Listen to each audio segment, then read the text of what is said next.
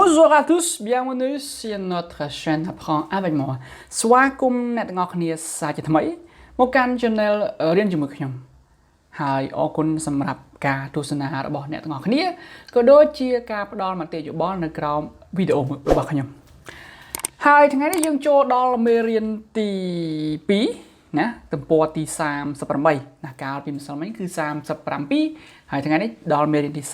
38ដែលអ្នកទាំងអស់គ្នានឹងឃើញចំណងជើងធំថា document ហើយសរសេរគឺ circuler à Montréal អញ្ចឹងគ្រាន់តែចាប់ផ្ដើមមេរៀនមកគេឲ្យអ្នកទាំងអស់គ្នានឹងទៅចាក់ CD នេះ DVD នេះឃើញទេលេខ2ណាយើងទៅចាក់ទៅវាឃើញហើយអញ្ចឹងតែតើអ្នកអេគូទៀតដែរតាមខ្ញុំគិតណាអូខេអញ្ចឹងគេដាក់ចំណងជើងថា circuler à Montréal ណា circuler នេះបំណងរបស់វាគឺ circulation មានន័យថាចរាចរណ៍ឬក៏ការស្ទះចរាចរណ៍អញ្ចឹងបើសិនជា circuler à Montréal មានន័យថាចរាចរណ៍នៅទីក្រុង Montréal ណាអញ្ចឹងអ្នកនរគ្នានៅពេលអ្នកនរគ្នាឃើញ Montréal ហ្នឹងកុំអាន Montréal ណាអត់ត្រូវទេគឺគេអាន Montréal អត់មាន Montréal ទេណាអញ្ចឹង Montréal ហ្នឹងគឺជាទីក្រុងមួយនៅប្រទេសកាណាដាអញ្ចឹងប្រទេសកាណាដាវាមានខេត្តមួយគឺខេត្ត Quebec ហ្នឹងបឋមមែនតើគឺខេត្តហ្នឹងគឺនិយាយភាសាបារាំងសុទ្ធតែម្ដងអូខេ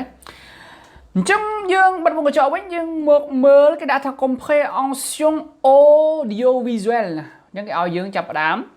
ធ្វើការជាមួយនឹងសំឡេងនេះ audiovisuel ហ្នឹងមានថាសំឡេងមានថាចាក់ CD ស្ដាប់ណា entrée en matière ouais entrée en matière regardez la photo votre avis quel est le nombre total de personnes dans les voitures អញ្ចឹងអ្នកនរគ្នាថាគេសួរថាតាមរយៈរូបភាពនេះណាចូលមើលរូបភាពហ្នឹងតាមកំណត់របស់អ្នកតាមយោបល់របស់អ្នកតើមានចំនួនមនុស្សសរុបនោះប្រមាណនៅក្នុងរថយន្តហ្នឹងអូខេអញ្ចឹងយើងចាក់ DVD ទៅនេះ DVD របស់យើងហ្នឹងចាក់ទៅឃើញហើយអូខេអញ្ចឹងទី1គេដាក់ voisinage ហ្នឹង dans quelle ville ça se passe មានន័យថាតើនៅព្រឹត្តិការណ៍ហ្នឹងវាកើតឡើងនៅក្នុងទីក្រុងមួយណាទីក្រុងណាមួយណាទីក្រុងអ្វីទីក្រុងឈ្មោះអីអូខេ il y a combien de moyens de transport តើមានមធ្យោបាយធ្វើដំណើរហ្នឹងប្រមាណអញ្ចឹងនៅស្រុកគេវាមានទាំងលើទាំងលើទាំងកណ្ដាលទាំងក្រោមមានន័យថាផ្លូវអាកាសក៏មានផ្លូវធម្មតាលើគោកយើងក៏មានហើយក្រោមដីក៏មានដែរអូខេអញ្ចឹងវាមានរថភ្លើងវាមានតាក់ស៊ីវាមានរថយន្តក្រុងវាមានម៉ូតូតាក់ស៊ីវាមានយន្តហោះណាអញ្ចឹងនៅស្រុកគេគឺមានអាហ្នឹងច្រើនអញ្ចឹងយើងស្ដាប់ CD ទៅថាវាមានប្រមាណគេនឹងបង្ហាញឲ្យយើងមើលនេះឬក៏អ្នកនរគ្នាអាចចូល YouTube រកមើលកន្លែងហ្នឹងទៅក៏បានដែរទី4ណា vérifier le nombre total de personnes មានន័យថាចូលផ្ទៀងផ្ទាត់ណាចំនួនមនុស្សសរុបគេឲ្យយើងផ្ទៀងផ្ទាត់ចំនួនមនុស្សសរុបហ្នឹងថាតើវាត្រូវអត់ត្រូវនឹងអ្វីដែលយើងបានឆ្លើយណាសំណួរទី1របស់គេនេះណាអូខេចូលទៅដល់ទី2ថា voisinage ហើយ voisinage c'est classer les moyens de transport dans l'ordre de la vidéo មានន័យថាចូលបែងចែកឬក៏ចូលដាក់ណាមធ្យោបាយធ្វើដំណើរទៅតាមលំដាប់លំដោយនៅក្នុងវីដេអូទី1ដល់ទី5អូខេអញ្ចឹងយើងពេលដែលយើងមើលវីដេអូទី1ទី5ហើយថាតើវីដេអូទី1transport គេអីគេវីដេអូទី2 transport គេអីគេវីដេអូទី3 transport គេអីគេណា transport ហ្នឹងមានន័យថាការធ្វើដំណើរណាអញ្ចឹងវាមាន en bus en auto នេះ en bus en auto នេះអាតកតងនឹងរថភ្លើងណាអ្នកគ្នាអាផ្ជេដើរដោយជើងអា vélo en auto portage អូខេអញ្ចឹងនេះគឺជាមហូបសម្រាប់អ្នកទាំងអស់គ្នាទៀតហើយនាពេលព្រលឹមម៉ោង12ថ្ងៃត្រង់នេះអញ្ចឹងអ្នកគ្នារៀនធ្វើលំហាត់ណាបើសិនជាអ្នកគ្នាអត់ធ្វើលំហាត់ទេខ្ញុំគិតថាវាអត់អាចឲ្យអ្នកទាំងអស់គ្នានឹងចេះបាននឹងអាសំណួរចឹងទេអញ្ចឹងអានេះវាមានប្រយោជន៍នៅពេលដែលអ្នកគ្នាប្រឡងប្រចាំខែឬក៏ប្រចាំឆ្នាំណាឥឡូវយើងក៏លេខយកមើលទី6យើងមើលទី1គេដាក់ថា l'auto partage នេះមានន័យថារថយន្តដែលយើងចែករំលែកគ្នាជិះមធ្យោបាយធ្វើដំណើរដែលយើងចែករំលែកគ្នាជិះមានន័យថាឧទាហរណ៍ថាខ្ញុំមានឡានអញ្ចឹងនៅជិតផ្ទះខ្ញុំហ្នឹងមានអ្នកដែលធ្វើការផ្លូវជាមួយខ្ញុំឬក៏កន្លែងជាមួយខ្ញុំ5នាក់អញ្ចឹងឡានខ្ញុំជិះបាន5នាក់អញ្ចឹងថ្ងៃច័ន្ទរហូតដល់ថ្ងៃពុធជិះឡានខ្ញុំអញ្ចឹងពីថ្ងៃពុធពហុសុក្រសៅរ៍ទៅគឺជិះឡានមិត្តភក្តិខ្ញុំហើយអាទិត្យក្រោយគឺជិះឡានម្នាក់ទៀតអញ្ចឹងយើងរត់តេះនេះមានន័យថា chạy đồng lệ cái chỉ mua hai đó bằng cái phương chắc cứ làm bay tí mua xong chạy lối nhá và dương trả sang cho lối này tới tí pí cắt bằng thoi cho ra cho nó mọi bị step bị chắc mang cái đạn nè lô tô partager nè mình thấy chạy một số bài vừa mà để chạy cái chỉ mà là bây giờ mình mà tố chắc bây giờ thơ ca mình ấy nè chật khang chứ có từ phơi mùi dương đấy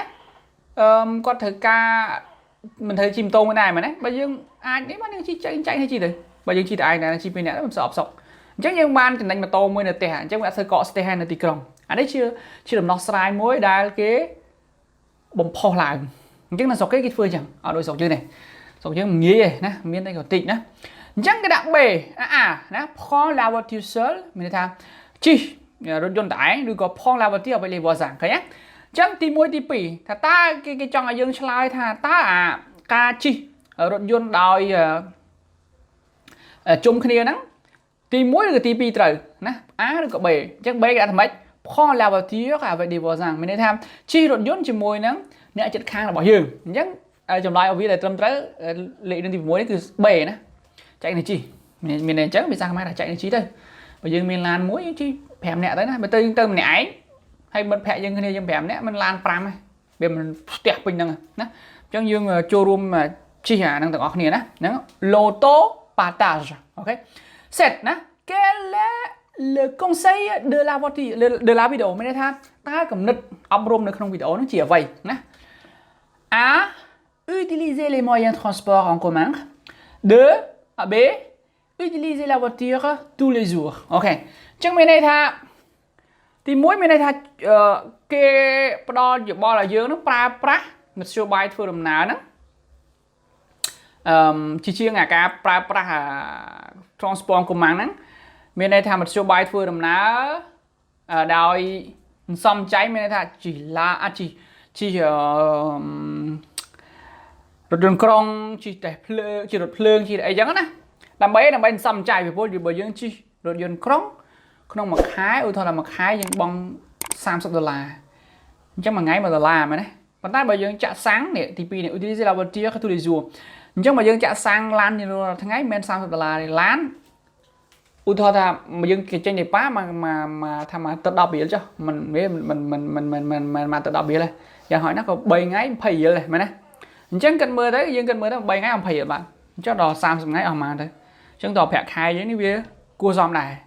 bạn chợ sang lan đấy việc group bạn tay rằng nát ok ai lương thực cho đại dương nó chỉ transport công mang đấy mình làm một show bài thường là xây đây làm phí làm to luôn bao dương dương miền lán những ai tục chi sầm mẹp từ cài từ em đó từ ngày bon tiền đây chẳng tài nè ok chẳng thà ta video nó kia bằng po cầm đất ở dương nó rồi có cái đo dự bò là dân cứ cái tu miên dương nó ở che hầm bị ấy nếu mưa tới đằng này ok chẳng khang cám cái đã tha phonétique tại thông sầm lề nhá l'intonation montant et descendant với descendant chẳng mấy l'intonation nó mới tha cá lược đã sầm lề là trò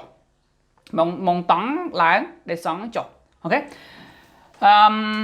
nhắc đến ai nè mình cái gì exercice muối nè cái gì exercice Unité 2 đó nè activity đó cái gì exercice mình đây tha sập hơi lùm hạt đó nhắc đến ai bạn cái sập hơi lùm hạt đang tới mưa tới vừa tam cái này chắc cái video tơ này đang chạm CD này đó CD này mà phây prám nó lên phây bị mùi đó chắc muối muối cho nè écoutez et observez les phrases cho đáp haiสังเกตมือประโยคอย่างนี้โอเคla phrase A est une phrase interrogative et la phrase B est une phrase déclarative. Đấy. Interrogative nó mới nên thayประโยคสำนวนแต่เป็น declarative nóประโยคưu tiên sắp á nè. Được không? Màประโยคประกอบไปเชียร์nó declarative nó mau bị verb declare นี่มันlà ประกาศหรือก็bờ sân gì không đây sừng kiếm cái hạt bạc sừng kiếm mà dừng bờ declare nè trong bờ sân này không đá về bạc cả rồi có đặt bằng cột vậy, trap bằng cột vậy như này, ok?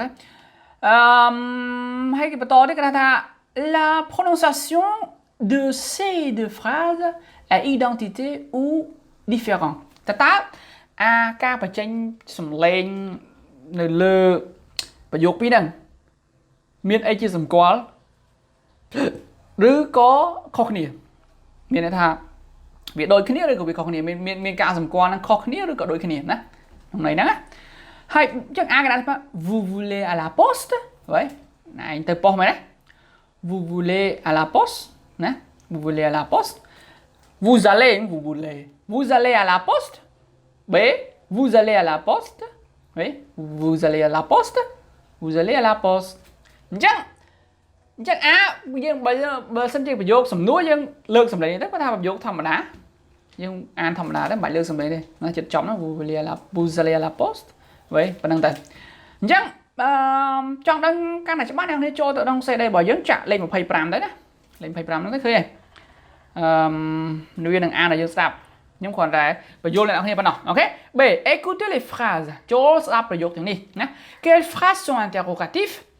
Quelles phrases sont déclaratifs ណាចូលស្ដាប់ប្រយោគទាំងនេះតើប្រយោគណាជាប្រយោគសំណួរហើយប្រយោគណាជាប្រយោគត្រាស់បង្គាប់បញ្ជីអូខេជាចំណុចបញ្ចប់នៃទំព័រទី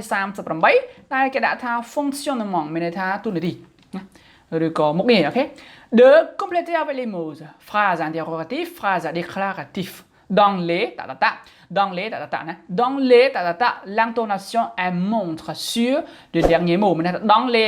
les phrases interrogatives ណាអញ្ចឹងចូលនេះដាក់ les phrases interrogatives ទេមានន័យថាពាក្យចុងក្រោយនៃclear ហ្នឹងគឺសំឡេងវានឹងឡើងឲ្យម៉ងតេគេដាក់ម៉ងតង់នេះមានតែឡើងហើយអញ្ចឹង dans les phrases déclaratives l'intonation មានថាការឡើងចុះលើកដាក់នៃសំឡេងនេះគឺចុះខាងក្រោមមានថាបើសិនជាប្រយោគត្រាស់ប្រកបវិជ្ជាហ្នឹងគឺវាដល់គឺចុះក្រោមតែម្ដងមានសំឡេងរបស់យើងហ្នឹងណាមានពាក្យចុងក្រោយមានយើងអានមកចុះព្រាមមានថាពាក្យចុងក្រោយនៃការបញ្ចប់នៃclear របស់យើងហ្នឹងគឺចុះមកក្រោមតែម្ដងអូខេខាងក្រោមគឺគេដាក់ថា entraînement មានន័យឲ្យយើងវឹកវើហាត់ណា